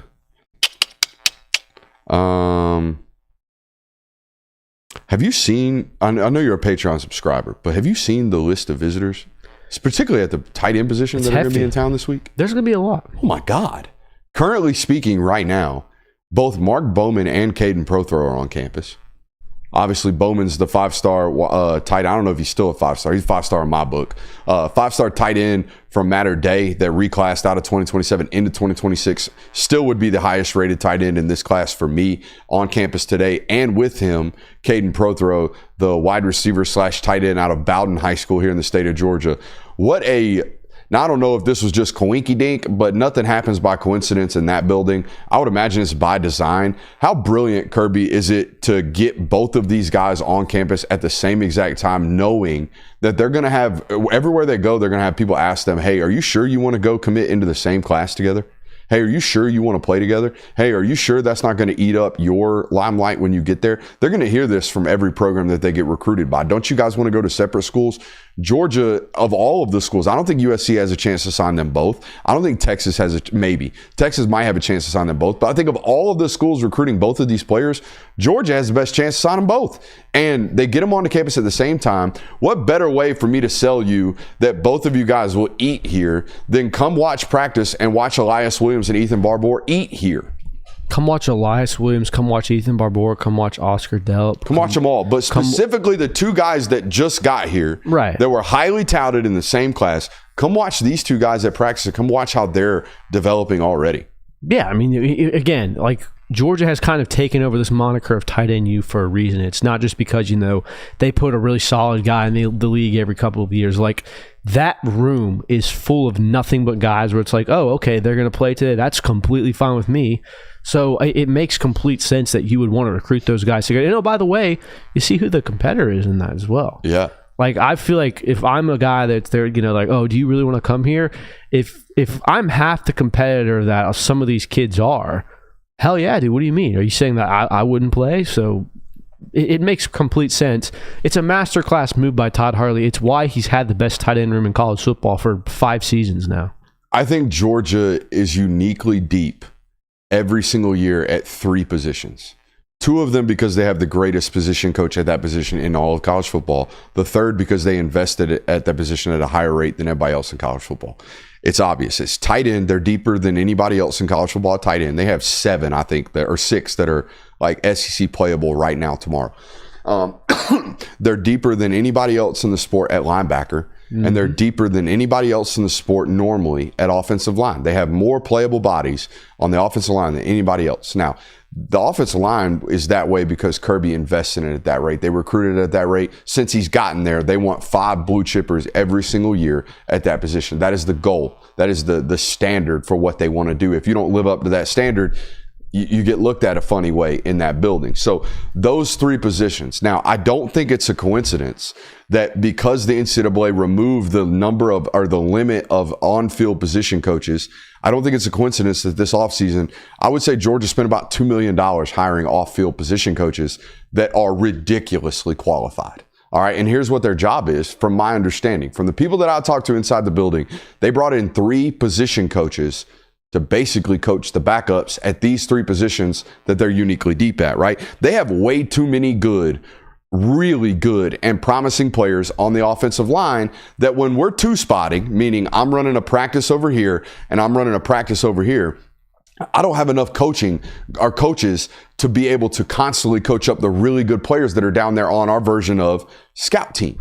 So what am I going to do? I'm going to go out and I'm going to hire Paul Rosher, a guy who's been a position coach in the NFL for like a decade on the offensive line. I'm going to bring him down, and Monday through Thursday, he's probably going to be down there with that second and third unit, coaching them the hell up while Stacey Searles is down there focused on the starters. Because it's just as important at the University of Georgia that the 5-star Juan Gaston is getting coached up really, really hard while he's on scout team as a freshman, because I'm going to need him to start as a sophomore. I can't just take a year off because I don't have the ability to do so. Bullcrap. I'm Georgia. I can pay Paul Rosher, I would imagine, $600,000 to leave Jacksonville to come be an off the field or assistant for us, an analyst for us. I can do the same thing at the tight end position. John Lilly, been coaching tight ends in the NFL for 20 years, if you look at his wiki. So what am I going to do? I'm going to give him $600,000, and I'm going to make sure that Elias Williams and Ethan Barbour are being coached up like crazy down there by an NFL caliber position coach. All right, same thing at linebacker. I got way too many guys that are way too good, no offense to the GA at the University of Georgia, down there being coached up by the GA for 2 hours during Monday's practice. Can't be having that. So what are we going to do? Garrett Cox is making $300,000 as a position coach at TCU. We'll give him $400,000 to come coach our backups, because we can now, because the NCAA has allowed us to do this. This is brilliant. Now, I know every other coach in college football that has the type of budget that Georgia does is trying to do something similar. It's not groundbreaking stuff for Georgia, but it will certainly increase the development of those rooms. And in my opinion, Kirby, the retention of those rooms. Oh, because I go from 18 months, my first time showing up on campus, being coached by the GA, to being 18 months coached on the campus, being coached by the guy who just left the Jags organization. Do you think, and this is a question I've been meaning to ask Kirby, but obviously I haven't had the chance to, do you think that there's a method to who they bring in, as opposed to like, okay, we need X amount of NFL guys here, we need X amount of guys with college experience here? Like, do you know if there's a method to that madness? Rule number 1, do we have any type of background or crossover with the person? Like, I think John Lilly was the tight ends coach at Georgia in like 2008. Right? Stacey Searles was the offensive line coach of Georgia in like 2012. Mike Bobo played at Georgia. Glenn Schumann coached with Kirby at Alabama. Todd Hartley GA'd at Georgia when he first got out of school. The list goes on. T-Rob coached with Kirby Smart at Alabama. Dante Williams is the only guy on the roster, the coaching staff, in my opinion. Trey Scott was on the original staff in 2015. Dante Williams is the only guy on the staff right now that they don't have any type of crossover with. Like even Thacker, the Nichols coach, he had a pre-existing relationship with Glenn Schumann. That's why he's there, right? Garrett Cox, the guy they brought in, was on the Alabama staff with Glenn Schumann. Did Todd Monken have a relationship, or was he a friend? There's rare occasions, right, where this guy's got tremendous background. He comes with tremendous what do you call it? Rapport, or what do you call it when someone gives you recommendations? Comes with plenty of positive recs. All right. Brian McClendon's in the chat, right? That's a Georgia guy. Played at Georgia. James Coley was here in 2016. Like, it starts and ends with, do I have a pre-existing good relationships with you? Okay. I didn't even take that into consideration. Also, I wonder if it was more just like, all right, we want this many NFL guys on our staff. We want this many to get that cross-pollination. The number one thing is, have I worked with you before, and do I like you?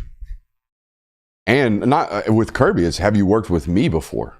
You know what I mean? Like, there's a lot of things that Kirby is that he's really, really good at, but I guarantee you he's self-aware of how hard it is to coach for him, coach underneath him. So you better come into this play. I told you a story. about how hard it is to coach for Kirby Smart. You have. I might not remember. There was a coach's breakdown in his office. Yes. You recalling this now? Yes. Yeah. It's hard to be coached or be coaching underneath Kirby Smart. So all of the pre-existing relationships matter at that place. We have a player of the day. Is that where we're going next? Well, you can spin the wheel if you like. Do I want to spin the wheel? Come on. Let's do it. The wheel's fun, man. The wheel. Oh, that's fun. Yeah. Going up on Patreon right after this. All right, let's spin this here wheel. Would you rather? Show me. Would you rather? All right.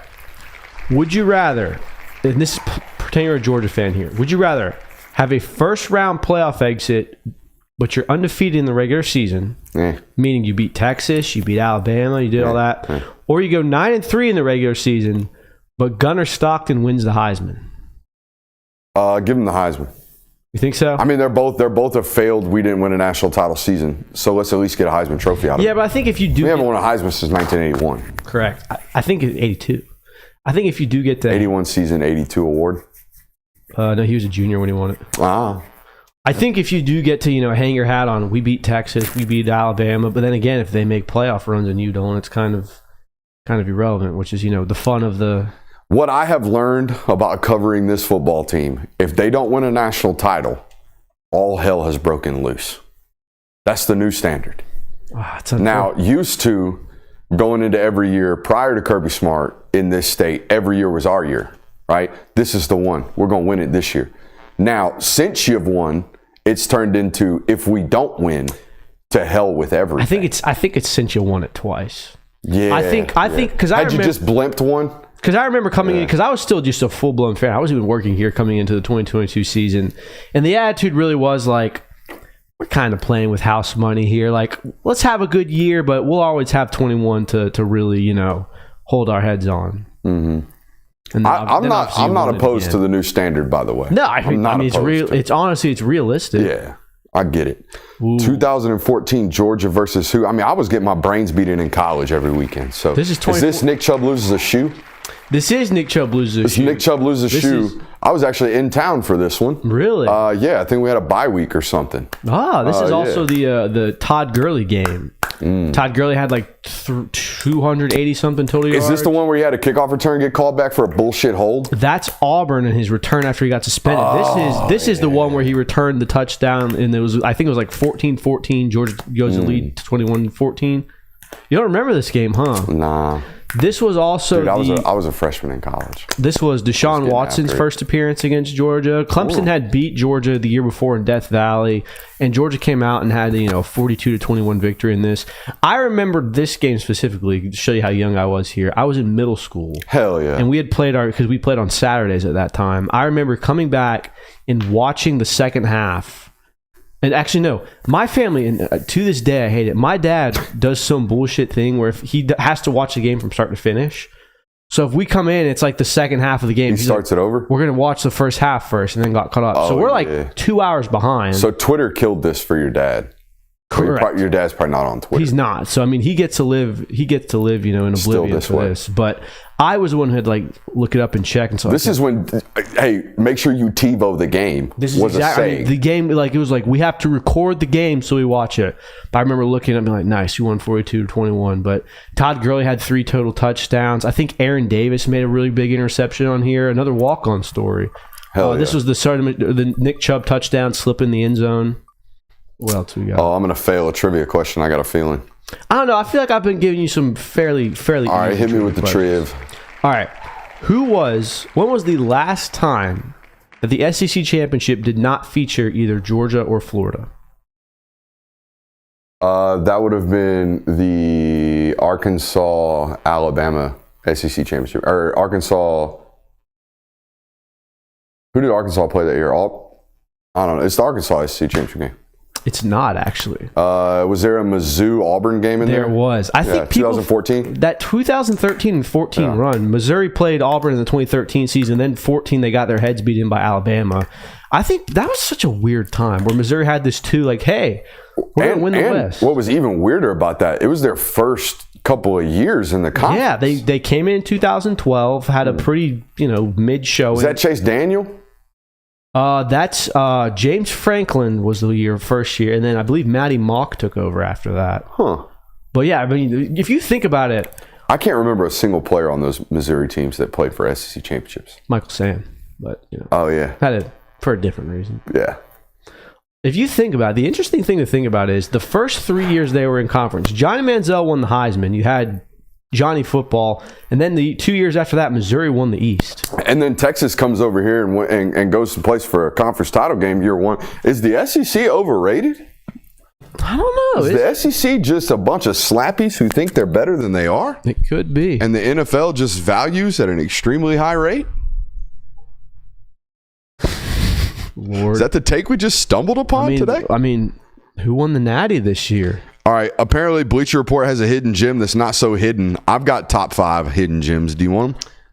Or do you want to spoil the Bleacher Report article first? What do you think would be better first? I feel Bleacher Report thinks Cash Jones is a sleeper this year for Georgia. I agree that if you are a Georgia fan at all, you know the name Cash Jones. Yeah, but the layman fan? Well, not even that. The stat sheet of Cash Jones isn't necessarily something where you go oh yeah, that's a guy that you should be paying attention to. He had, I think, 14 carries this year. He had 24 receptions for 275 yards and 4 touchdowns. It's not like he lit the world on fire, but he is very much so kind of this quote-unquote hidden gem statistically. The day this show gets so big that we're out here getting oh, you've changed, bro, type of comments, we're going to be big enough to where I can just hire Marion Campbell to sit in the corner and tell us how bad we are. That's what I'm going to do. So, Marion, the day we make it big, buddy, you got a job. You're going to be in here quality control, making sure our heads don't stay too big. Like this right here. If you do all the wheel picks, why pick them? Or if you don't do all the wheel picks, why pick them? Just do them all. Marion Campbell, always the first one to tell us that our audio sucks. Marion, I appreciate you, dog. I mean, hell, he might be a better producer. This going to sound like I'm mad that you're constantly checking us, but I'm happy that you constantly do it because if you don't, who else would? You know what I mean? I love myself so much, I got my damn name on the wall. I make my own shirts. All right? I'm obviously arrogant. I need somebody to check my ass. That's what my wife's for. My wife's around here to let me know that I ain't nothing. Is that? No, I'm just kidding. Is that her purpose? Nah, she speaks me up very, very highly. But I appreciate that. Got to give Marion some love in the chat. Who are your hidden gems on the Georgia? You want 5 to 1 or 1 to 5? I think you know number 1. Let's go 5-1. I kind of want to. Number 5. Now, he is a former 5-star offensive tackle, and I'm sure people have plenty of expectations for him. I mean, he got beat once or twice in a football game where he's playing with one arm, and enough people thought highly enough of his recruiting ranking that they said he sucks. But I think because of the way the season ended and because he was banged up, I think people don't think of Monroe Freeling like I think of Monroe Freeling. I think Monroe Freeling has an ability to be a top 32 player when he's drafted. That's what I think of Monroe Freeling.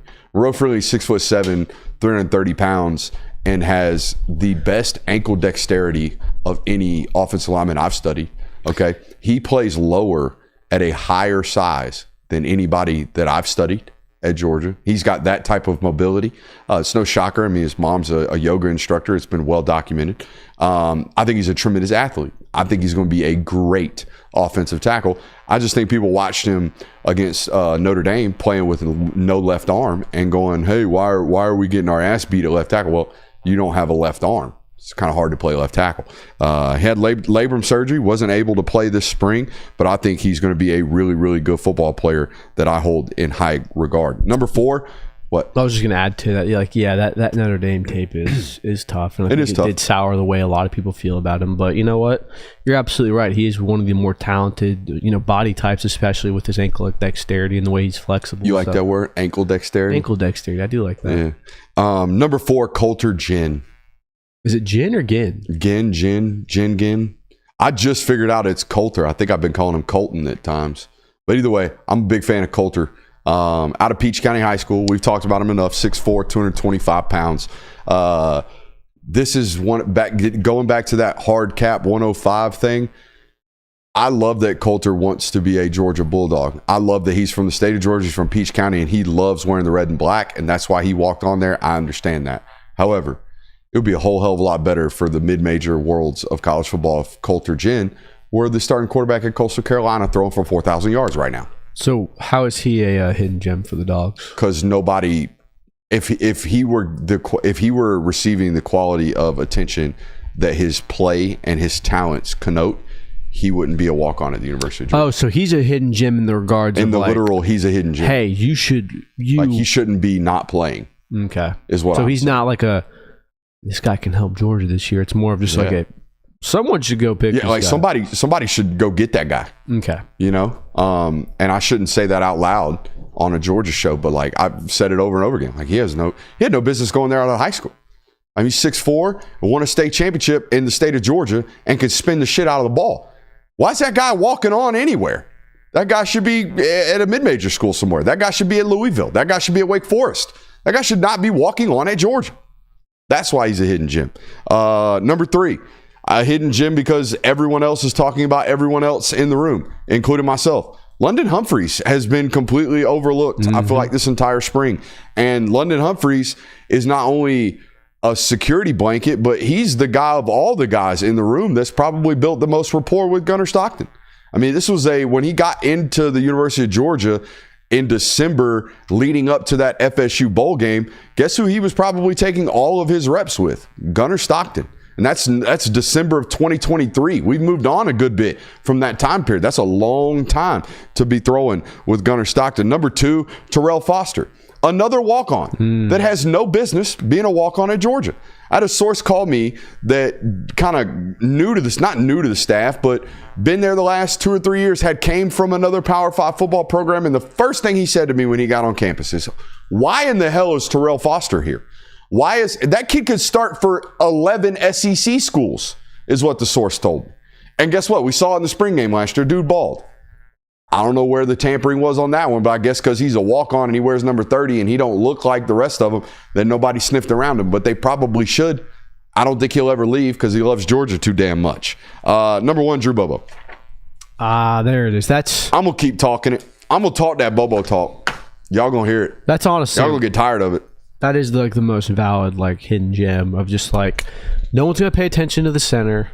He's not going to ever be on a highlight reel, but he's probably, I would not be surprised if he is your most solid, reliable offensive line piece this year. Do you have any other shots you want to call with G-Day coming up on Saturday? Oh, I got lots of them. How many shots you got? Oh, I got 5. I got 5 shots I'm going to take right here. Right, I got I got 4. 6. I got 6. 6? 6.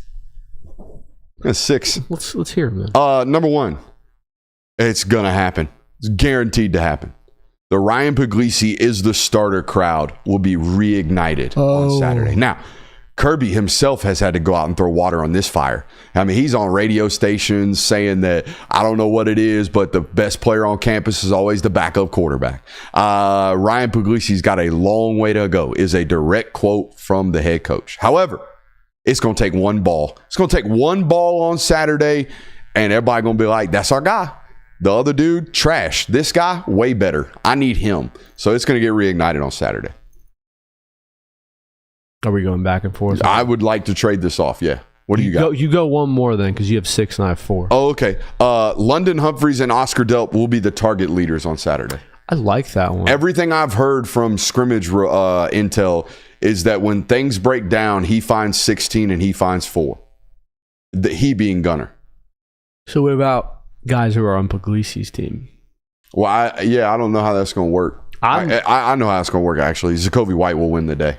Okay. Zacoby White's going to play. If they really scrimmage Saturday, I think Zacoby White takes the first half reps with the number 2 unit and then takes the second half reps with the number 1 unit while Zachariah Branch sits on the sideline drinking water. I'm going to call this shot. I deem G-Day as late of, let's see what our QBs got day. QBs? QBs. I meant to say quarterbacks, so we're live sometimes. Yeah. Not everything comes out okay. But I think that they're going to kind of tailor-make this day to see what both Ryan Puglisi and Gunnar Stockton are kind of made of. We have a better idea of Gunnar Stockton, obviously, but I think both quarterbacks throw more than 30 passes, and I think they both have a completion percentage of over 65%. Talk to them. I think it's that kind of day where we're both like, oh my God, we have 2 great quarterbacks. I think Brock Vandegrift turned in a 25 for 50 last year during the G-Day. 50? 2 years ago. Holy shit! Yeah, yeah, dude. I think he chunked it like 50 times one of the spring games for 2 different teams. Makes sense. They didn't switch jerseys, but he switched rosters. Zacoby White will win the day.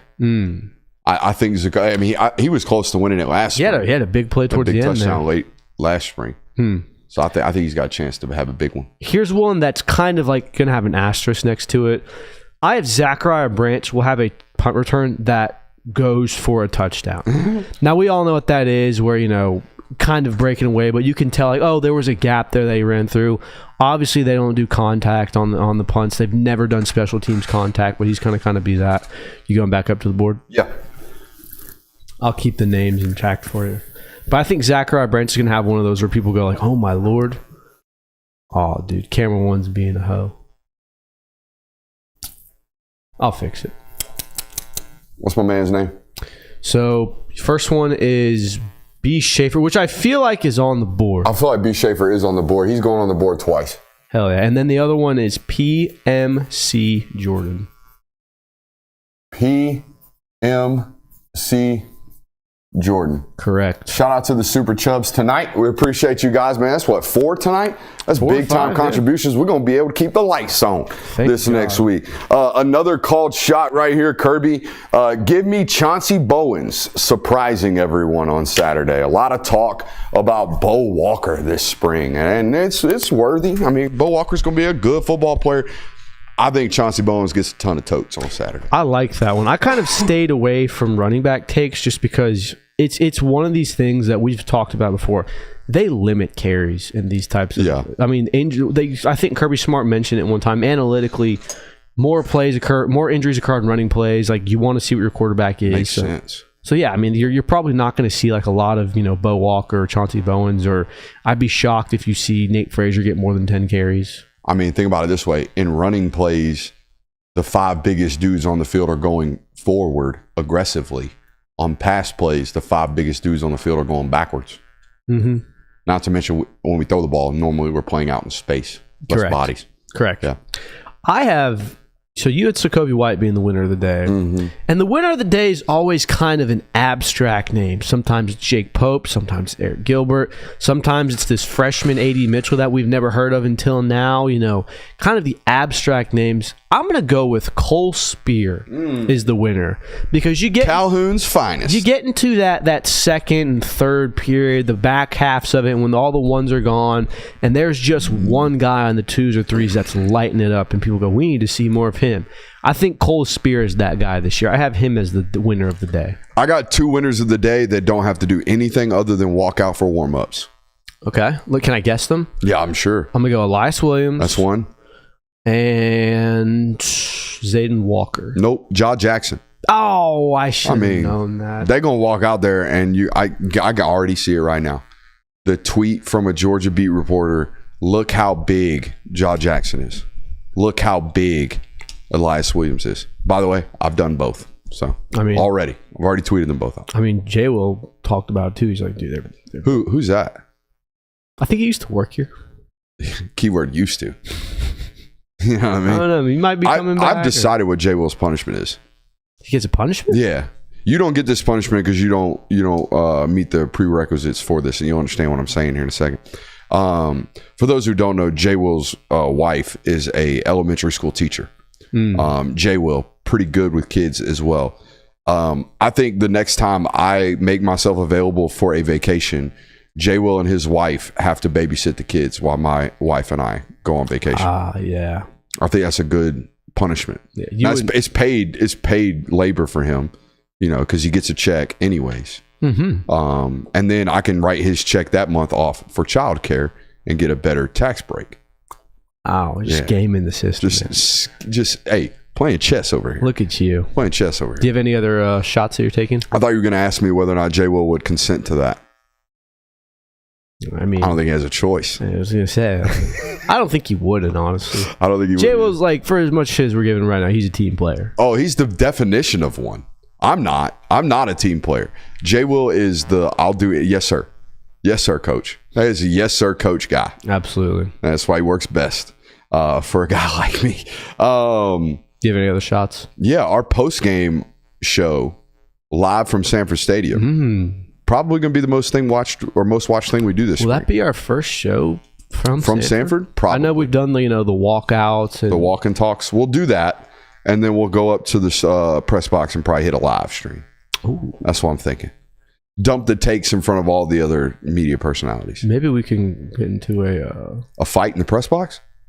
No, like a booster, because the booster box that overlooks the 50-yard line. Ooh, that might be primo. I don't know. Might be primo. Maybe.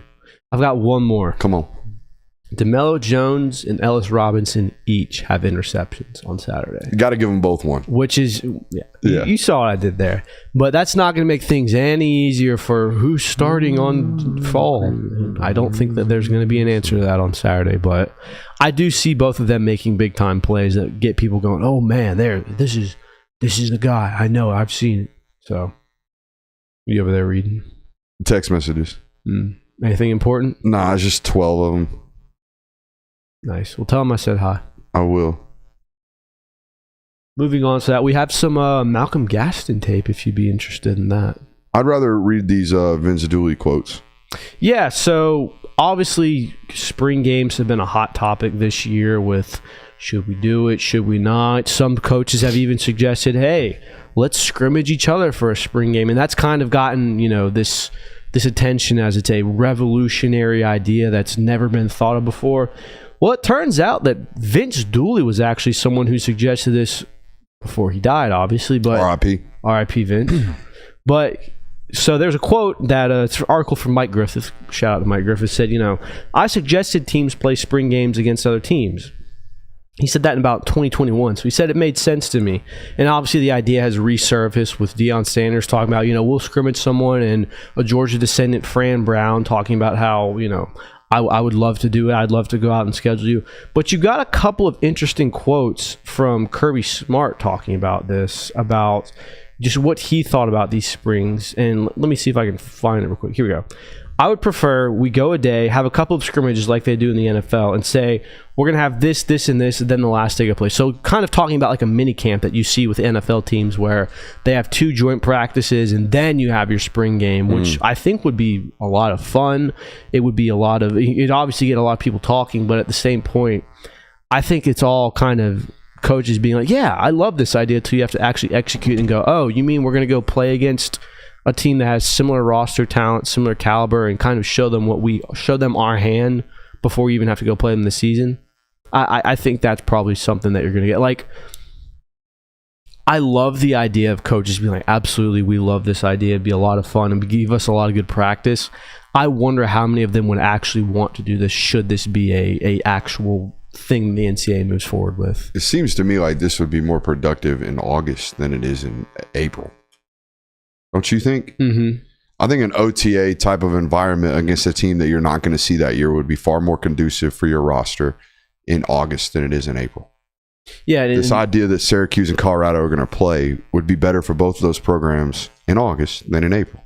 Yeah, and then Josh Brooks even has a quote in here where they talk about, obviously there's the idea of roster poaching and the portal and all that, and kind of implies that this is not something that's even going to get entertained by coaches until that spring portal window goes away. Yeah. For obvious reasons, because you get a one-on-one first-hand look of what the other team's players are doing. So this probably will never happen until that spring portal window goes away, which I've heard that a lot of coaches are kind of capering for to happen. I think Shane Beamer in his interview with Josh Pate was even like, hey, let's get rid of this.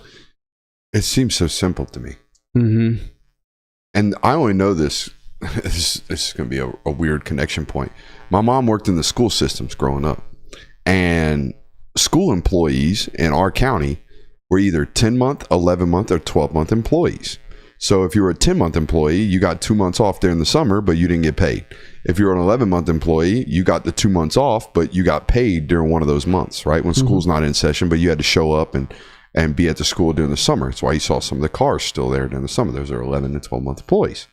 Oh, I know that very well. My dad's a principal. It seems to me like it would just make most sense that college football players or athletes that are making money under the rev share model will be 10-month employees or 11-month employees. Your contract that you sign is enforceable for 10 months. And then after that 10 months, you'll become a free agent.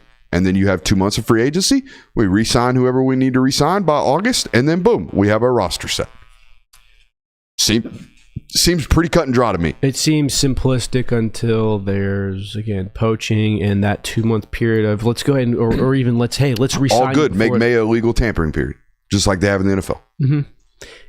There is definitely a cut and dry scenario to it, but I also wonder, like, how much is under the table? Because, again, I think it all comes back to this. How much is that going to play a deal of, yeah, you're a 10-month employee here, but we can still get you X amount of dollars throughout this just because of NIL deals and stuff like that. Like, you're never going to be off the payroll necessarily as a college football player because the opportunities are too much there, and the demand is so high for it, I think.